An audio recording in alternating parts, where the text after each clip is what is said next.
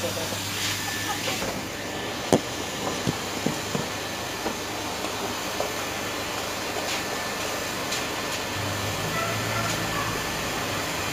guys, isa na natin. Gagawa tayo ng fabricated wide HDP gamit ang extrusion or extruder.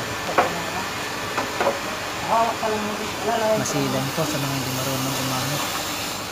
Kasi pili ka mahilawan dito. Kaya kailangan may kasama ka dito sa gagawin. Hindi pili ka lang mag-isa.